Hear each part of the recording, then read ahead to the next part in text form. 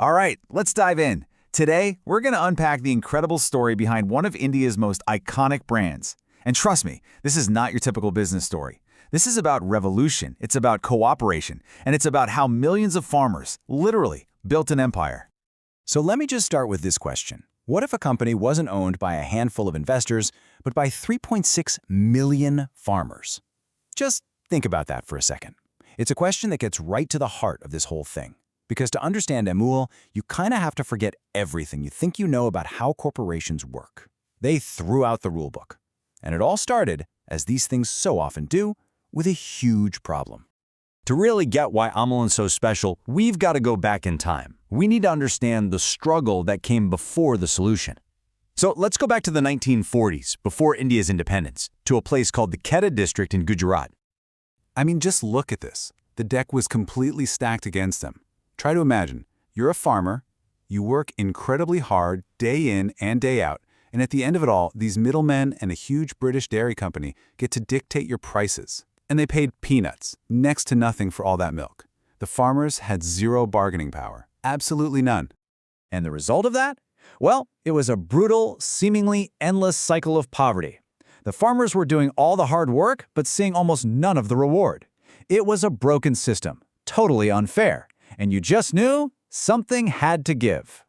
And that change, well, it didn't come from some fancy business plan. It came from a truly revolutionary idea.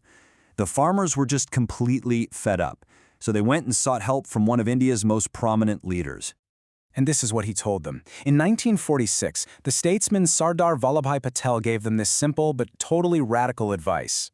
He basically said, stop asking for a bigger piece of the pie.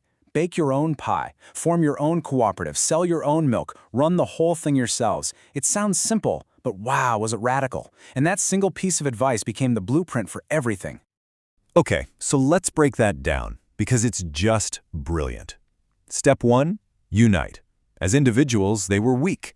Together, they had power. Step 2, make it official. Form a real cooperative union. Step 3, and this is the absolute game changer. Cut out the middlemen. Just get rid of them. And finally, step 4. Control your own destiny. No more being at the mercy of somebody else. And you know what? That is exactly what they did. They formed the Kheda District Cooperative Milk Producers Union. Now, it's a bit of a mouthful, I know, but this union, born from sheer desperation and a little bit of hope, would eventually become a household name that we all know today, Amul. Now, having a great idea is one thing. But actually turning that idea into a real, functioning business, that's a whole other ballgame. And it took incredible leadership from two key people who became the architects of this whole movement. So you had two crucial figures. First, Tribhuvandas Patel. He was the founder, the guy on the ground organizing everyone, uniting the farmers. You could say he was the heart of the movement. And then you have Dr. Verghese Kurian. He was the architect, the brilliant engineer. He was the brains. He brought in modern technology, an obsession with quality, and the business savvy to actually build the brand. And this right here shows you just how fundamentally different their whole model was. A typical company is all about its shareholders, right? Profits go to investors. The Amul model just flips that completely on its head. Here, the owners are the farmers, so the profits go right back to them. The whole goal isn't making some distant shareholder rich, it's about the prosperity of the farmers themselves. This model worked. In fact, it worked so well in that one district that it sparked a nationwide movement. This next phase is famously known as the White Revolution, and I'm not exaggerating when I say it would go on to transform the entire country. So get this. In 1970, Dr. Kurian launches something called Operation Flood.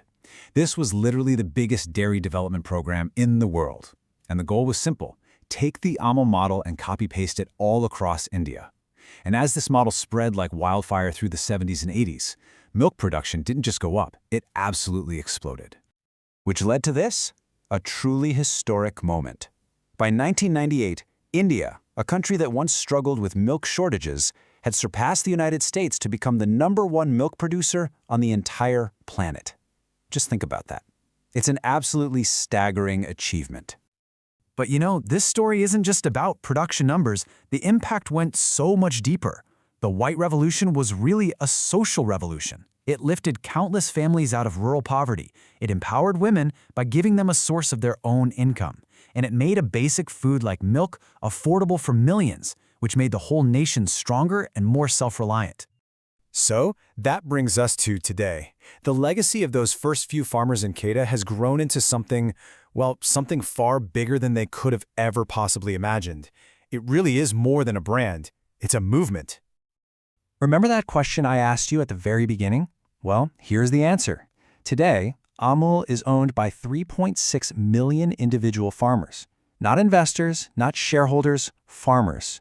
It is their company. So, who gets the profits? It's simple. 100% of it goes back to the farmers.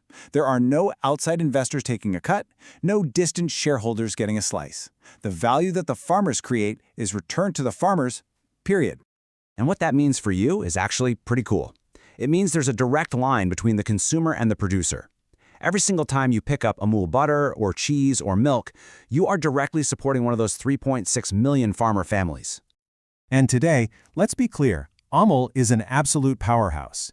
It's India's largest food brand. It's a globally recognized symbol of cooperative success. They sell everything from butter and cheese to ice cream and chocolates. And of course, it's a cultural icon, thanks in big part to those clever and witty Amul Girl ads we all know. You know, when you boil it all down, this quote captures it perfectly. Amul isn't just about selling dairy products. It is the living, breathing legacy of a people's movement that changed a nation from the ground up. And that's what I want to leave you with.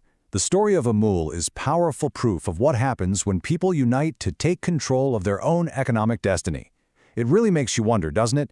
What other industries, what other problems in our world today could be transformed by this very same power of cooperation?